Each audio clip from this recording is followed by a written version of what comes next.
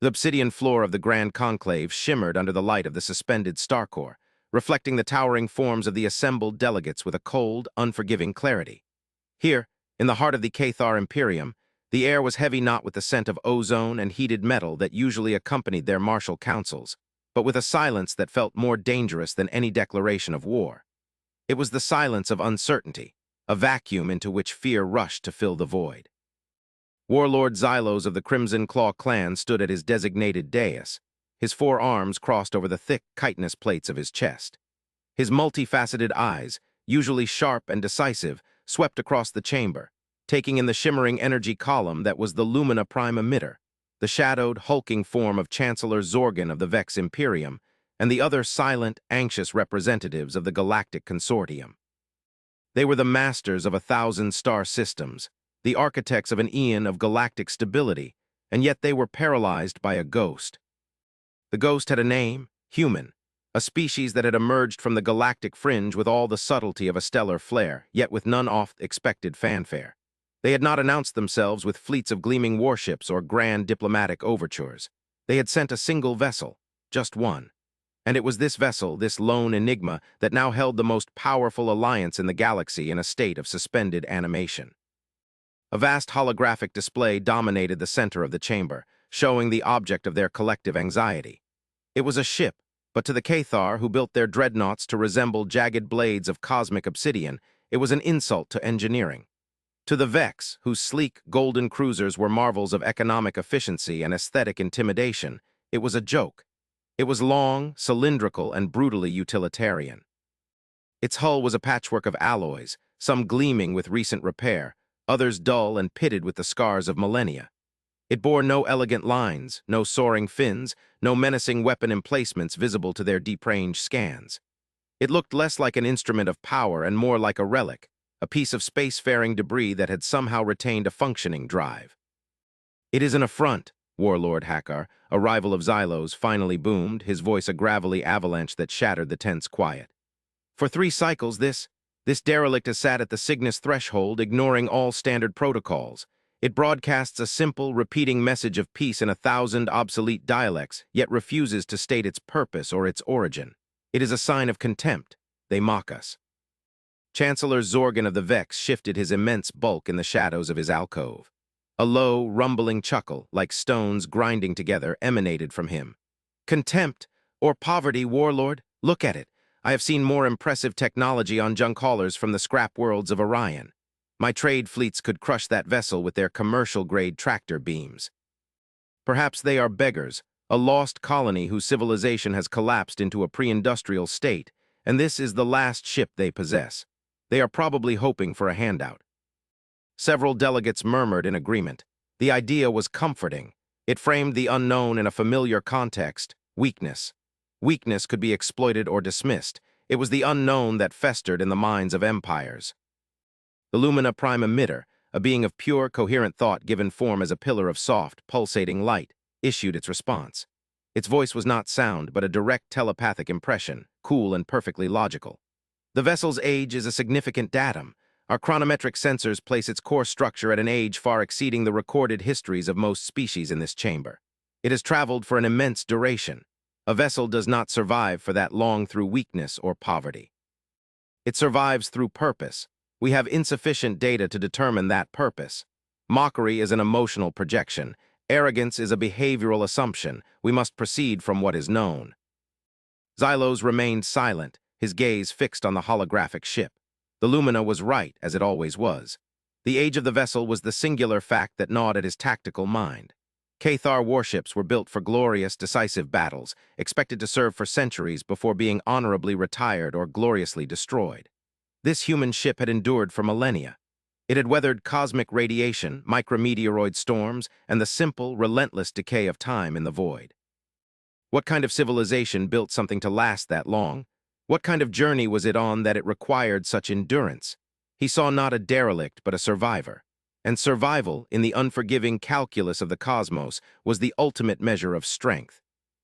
"Purpose," Xylos finally spoke, his voice lower and more measured than Hakkar's, drawing the chamber's attention. "The Lumina speaks the core truth. We debate its appearance, we laugh at its primitive design, but we have not considered its persistence. A rock can persist. This vessel has navigated the void. It has chosen a destination. It has stopped at the most critical strategic gateway to consortium space. This is not the action of beggars or fools. It is the action of a deliberate agent. Hakkar scoffed.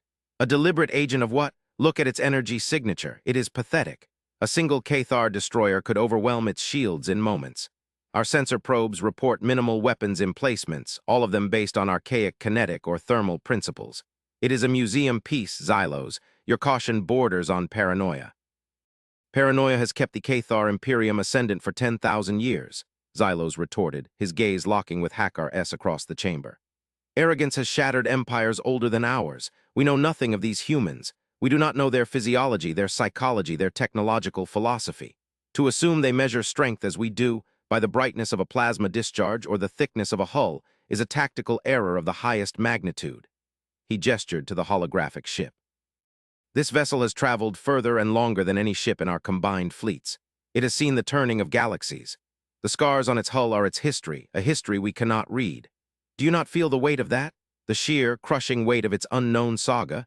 To laugh at it is to laugh at a mountain for being old and weathered, forgetting the tectonic power that forged it. The chamber fell silent again, the weight of Xylos's words settling upon the delegates. He had not shouted, he had not threatened. He had simply pointed out the vast, gaping hole in their understanding. They were staring at an answer, but they had not yet understood the question. The Lumina Prime emitter pulsed with a soft, analytical light. Warlord Xylos's logic is sound. The variable is not the vessel's perceived capability, but the intent behind its presence. The repeating message of peace is a deliberate choice. It is bait, or it is a genuine statement. If it is bait, we must understand the trap. If it is genuine, we must understand the context of their definition of peace. A full diplomatic and military contingent must be dispatched. We must engage them, but from a position of overwhelming strategic superiority. We will meet them at the Shroud of Cygnus. The nebula's interference will mask the true size of our fleet, allowing us to project an image of measured response while holding ultimate power in reserve. Chancellor Zorgan's form shifted. A sensible compromise. Show them a diplomatic hand, but keep a dagger hidden behind our back. The Vex Imperium will contribute a squadron of its finest commerce guardians. They are persuasive. He made a low, guttural sound that might have been a laugh. Hakkar, eager to reassert his dominance, slammed a fist onto his dais. The Crimson Claw is soft. The Steel Fang clan will lead the Cathar contingent. We will show these humans what true power looks like. We will greet them with a fleet that will blot out the stars. They will understand their place. Xylos did not rise to the challenge. He simply gave a slow, deliberate nod. So be it, but I will accompany the fleet. I will be the one to speak to them first. My clan may be soft, Hakkar, but we have not forgotten that a warrior's greatest weapon is not his blade, but his mind. I wish to understand this enemy, or this friend, before you frighten them into a war we know nothing about.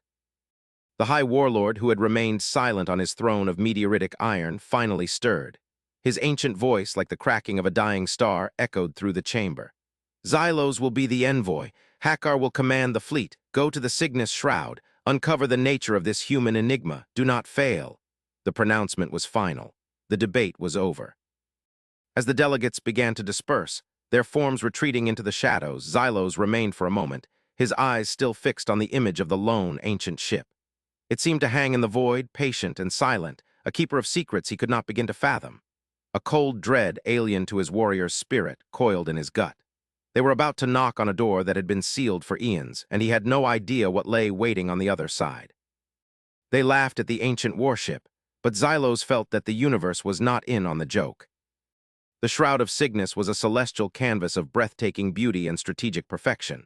Swirling clouds of incandescent hydrogen and dark, obscuring dust painted the void in strokes of crimson and violet, a cosmic veil that played havoc with long-range sensors. It was here, in this pocket of sublime chaos, that the consortium fleet had gathered. It was a sight that would have humbled empires. Cathar dreadnoughts they. Our obsidian hulls, drinking the light of the nebula, moved with the predatory grace of apex predators. Vex cruisers, golden and immaculate, held their formation with geometric precision, their very presence an assertion of economic and military might. And interspersed between them were the ethereal, non-corporeal vessels of the Lumina, ships of pure energy that pulsed with contained intelligence. The fleet was a statement of power made manifest, a sledgehammer ready to crack a nut, as Chancellor Zorgan had so crudely put it. Aboard his flagship, the indomitable Will, Warlord Hakkar surveyed the assembled armada from his command throne, a smirk of satisfaction etched onto his harsh features. He saw fear, properly applied, as the most effective tool of diplomacy. The humans, with their single, pathetic ship, would be utterly cowed. They would bow, they would scrape, and they would reveal their secrets without a single shot being fired. It was the Cathar way. Xylos stood on the observation deck of his own vessel, the much smaller, faster courier ship, the Silent Blade. He was to be the tip of the spear, the first to make contact. He watched the grand fleet maneuver behind the cover of the densest dust clouds, a hidden beast of unimaginable power. He felt no comfort in its presence. Instead, he felt a sense of profound miscalculation. It was like bringing a volcano to a battle of wits. The scale was wrong. The approach was wrong. Everything felt crude. Then it arrived. It did not tear through null space with the violent rupture of a Cathar vessel, nor did it glide into reality with the silent elegance of a Vex drive. There was just a soft distortion, a gentle warping of space-time, as if the fabric of the universe was being politely parted and then stitched back together. And there it was, the human ship, the Odyssey. Up close, it was even more perplexing. The holographic representation had not done it justice. The scars on its hull were not mere pits and scratches. They were deep, gouged wounds, some fused over with alloys that did not match the original plating. One section of the cylindrical hull was darker than the rest, almost crystalline, as if it had been repaired with solidified nebula gas. Another section bore the faint, ghost-like imprint of some colossal energy weapon, a scar so old that cosmic dust had settled into its patterns. It was a tapestry of survival, a chronicle of a journey that beggared the imagination. It drifted to a halt at the designated coordinates, its engines falling utterly silent. No energy emissions, no shield fluctuations, nothing. It just floated, a silent, ancient testament to endurance. On the bridge of the indomitable Will, a wave of derisive laughter rippled through Hakkar's crew. "It looks like a garbage scow that lost a fight with an asteroid field," one of his bridge officers muttered. Hakkar's smirk widened. "Prepare a wide-beam transmission. I want them to see the full glory of my command." But before he could issue the order, a calm, clear signal opened on the channel Xylos had designated for first contact. There was no static, no encryption, no military posturing, just a pure, clean carrier wave. "This is Ambassador Eva Ristova of the vessel Odyssey," a voice said. It was a female voice, melodic and impossibly calm. It held no fear, no arrogance, no deference. It was the voice of someone stating a simple fact. "We have arrived as requested. We are ready to begin dialogue." Xylos felt a chill run down his spine, the sheer composure of it. They were facing a fleet that could atomize their ship in a nanosecond, and their opening statement was one of serene readiness.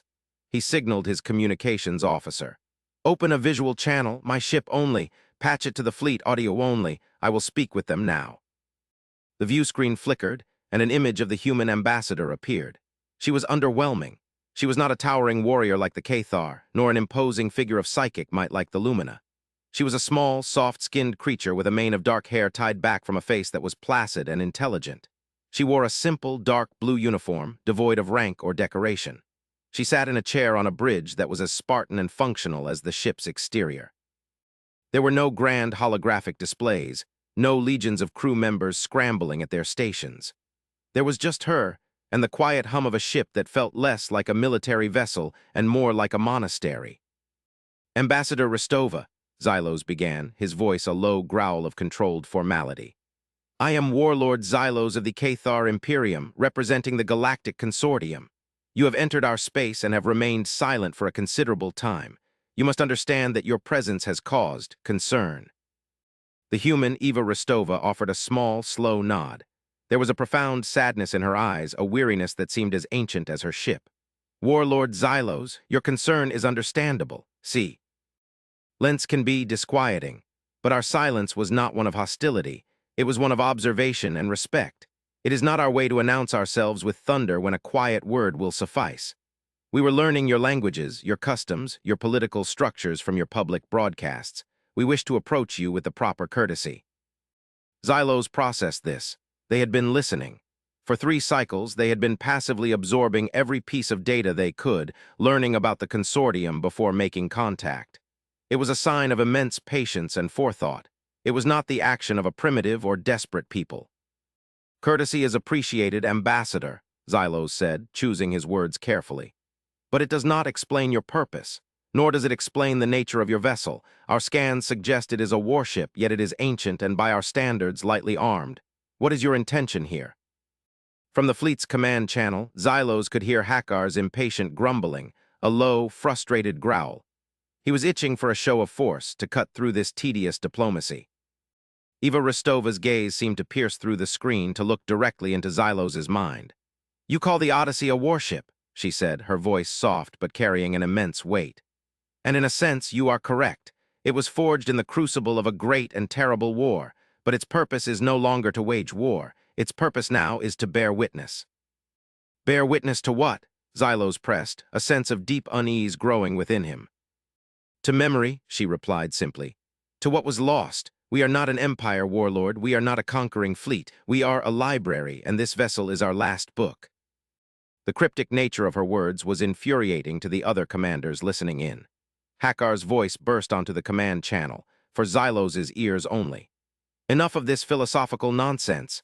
Xylos, demand their immediate surrender and submission to a full system scan. If they refuse, I will turn their library into plasma dust." Xylos ignored him. He was transfixed by the ambassador's calm, sorrowful demeanor. There was a truth here, a profound one, hidden beneath layers of metaphor. "Ambassador, the consortium does not deal in riddles. We are a pragmatic alliance. We require clear, direct answers. What is the source of your technology? Where is your home world? What is the full military and civilian strength of your species?" Eva Rostova's expression became infinitely sad. A long, heavy silence stretched between them, a silence that felt older than the stars of the nebula. When she finally spoke, her voice was barely a whisper, yet it carried across the void with the force of a supernova. "We have no home world," she said. "It is gone. We have no civilian strength. We are all that is left. And our technology," she paused, taking a slow, deep breath. "Our technology is one of memory and preservation. You ask what our purpose is. I believe it is time I showed you." Her eyes flickered to something off-screen. "Authorize unveiling protocol, full manifestation." On the bridges of the consortium fleet, sensor alarms began to shriek. The energy signature from the Odyssey, once so weak and pathetic, began to climb. Not in a way they recognized, not the sharp spike of a weapons system powering up or a shield matrix coming to full strength. It was a deep, resonant hum, a thrumming that seemed to vibrate not through space, but through the very structure of reality itself. "What is it doing?" Hakar bellowed. "Are they powering a weapon?" "Negative," the Lumina's telepathic voice cut through the panic. "The energy profile is not consistent with any known offensive or defensive technology. It is coherent, sympathetic. It is resonating with local spacetime. The physics are impossible." Xylos watched, his four hands gripping the railing in front of him, as the ancient human ship began to transform. The patchwork hull plates, the scarred and pitted surfaces, they did not explode or fall away. They began to shift. They retracted and folded into themselves with impossible, non-Euclidean geometry. Seams of pure white light appeared along the length of the cylindrical hull, spreading like cracks in reality. The entire vessel seemed to be turning itself inside out. It was not a machine reconfiguring. It was a piece of the universe unfolding. A wave of pure, unadulterated awe washed over Xylos, silencing the warrior within him. The derision, the suspicion, the strategic calculations, they all evaporated in the face of what he was witnessing. The Odyssey was no longer a solid object. It was a lattice of light and energy, a framework that held something vast and luminous within it. And then the center of the ship, the space where the cylindrical hull had been, simply opened. It did not explode. It blossomed. A sphere of impossible light expanded outwards, a silent, breathtaking detonation of pure creation. It was not an attack. It was a rev. Elation. Through that sphere of light, through the unveiled heart of the ancient ship, the sensors and view screens of the entire consortium fleet saw it. They saw a sky, a brilliant azure blue sky dotted with soft white clouds. They saw a sun, a warm yellow star hanging in that sky, casting golden light upon a landscape of rolling green hills and deep sapphire blue water. They saw mountains capped with snow in the distance, and vast, dark green forests teeming with a life so vibrant their sensors overloaded with the biodiversity readings. It was a world. A living, breathing planet, nestled in a pocket of space-time, cradled within the unfolding architecture of the human ship. Aboard the indomitable Will, there was absolute silence. The laughter was a distant, shameful memory. Hakkar stood frozen, his mouth agape, his blustering arrogance replaced by a primal, stupefied terror. Zorgan, in his shadowed alcove, was utterly still, the pragmatic calculations of his mind completely and irrevocably shattered. Xylos could not breathe. He was staring at a miracle, a technological feat so far beyond the consortium's understanding that it might as well have been magic. They built ships to cross the void between worlds. The humans had built a ship that was a world. Ambassador Eva Rostova's face reappeared on his view screen. Her expression was unchanged, but the background behind her was no longer the Spartan bridge of a starship.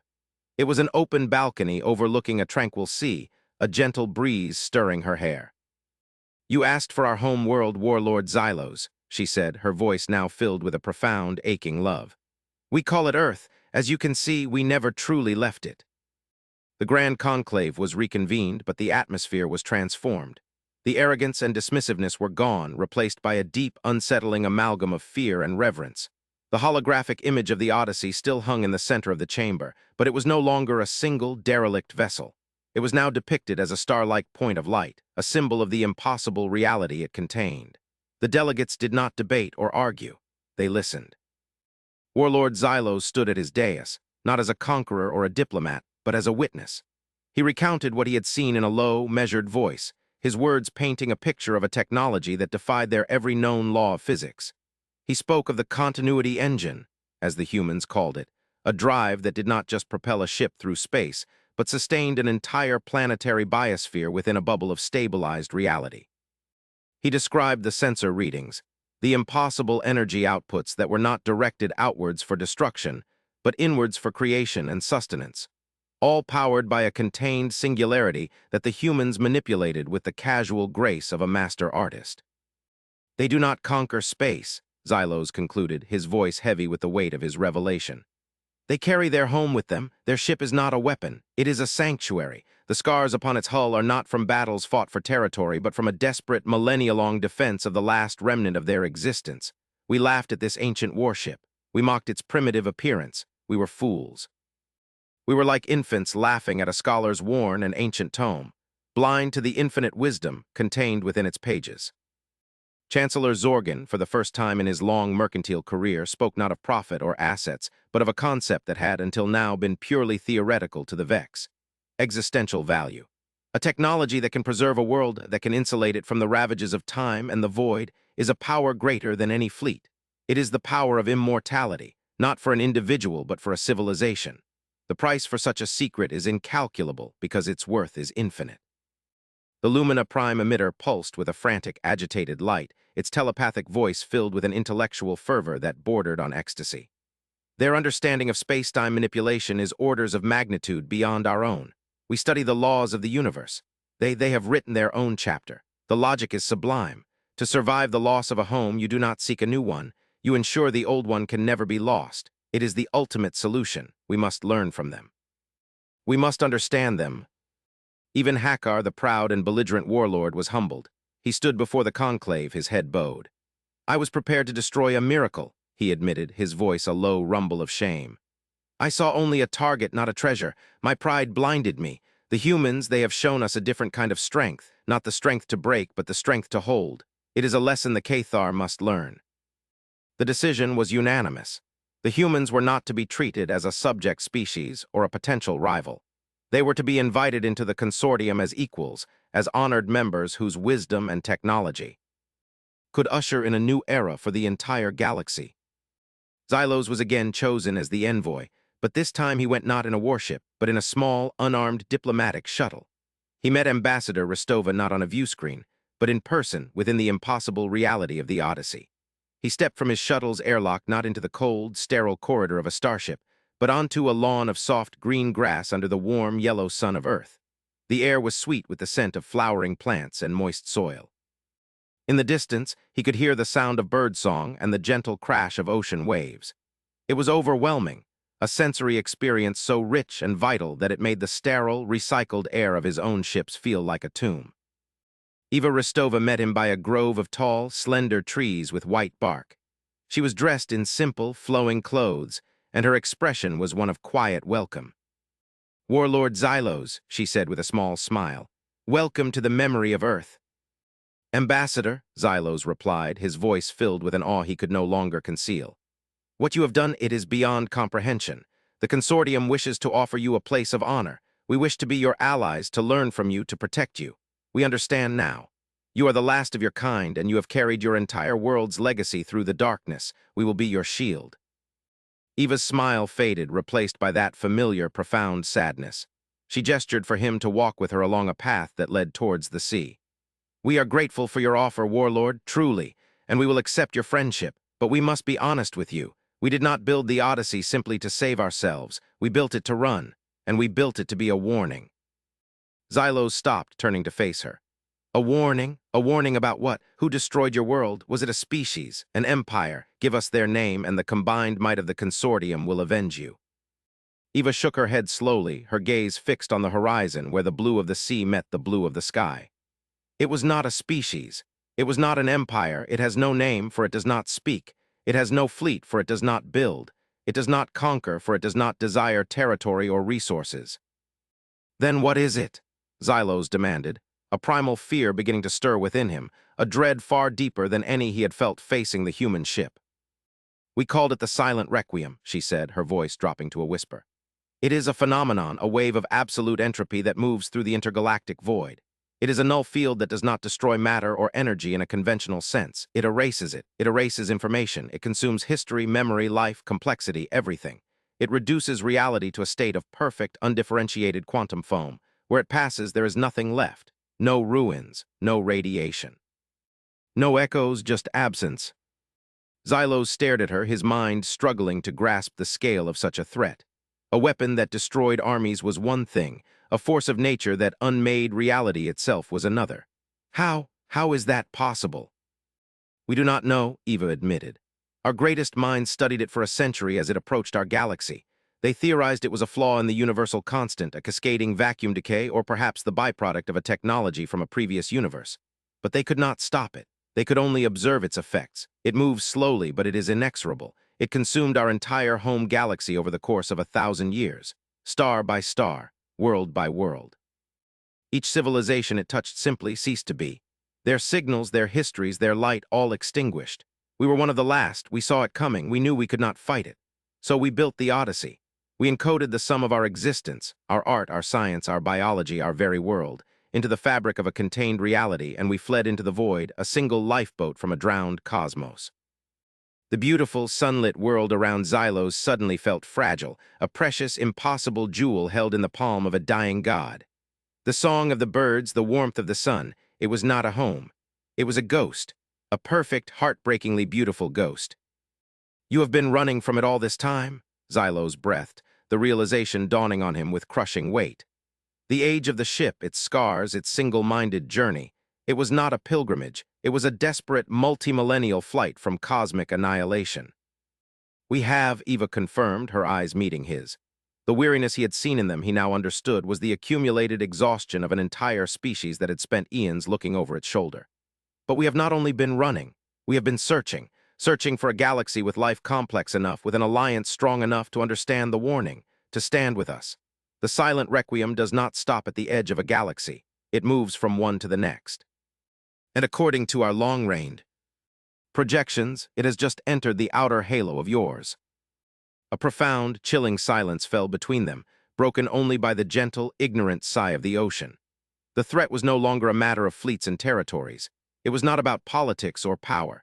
It was about the fundamental right of existence against an enemy that was not an enemy at all, but a creeping, silent end to everything. The consortium had spent its eons building walls against pirates, empires, and rival species. They had prepared for every conceivable form of war, but they had never conceived of a war against nothingness itself. Xylos looked from Eva's solemn face to the perfect, preserved world around them. He looked at the impossible blue sky held within the heart of an ancient, battered starship. He finally understood the true nature of human strength. It was not in the star they had contained, but in the will that had chosen to do so. They had faced the absolute end, the erasure of their entire universe, and they had not despaired. They had not surrendered.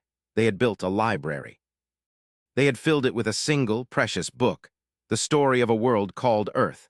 And they had carried that book through an eternity of darkness, not just to save themselves, but in the desperate, hopeful search for anyone, who might be willing to help them write the next chapter. He turned back to Eva, the warrior's pride in his heart replaced by a humble, solemn resolve. "Ambassador," he said, his voice ringing with a newfound purpose. "Your search is over. The Galactic Consortium will not be your shield. We will be your sword and your shield. You have borne this burden alone for too long. Today we will bear it with you." The view pulled back from the sunlit shores of the simulated Earth, back through the shimmering portal of the continuity engine, and into the cold, hard reality of the void. The Odyssey, its heart once again concealed behind its ancient, scarred hull, no longer drifted alone.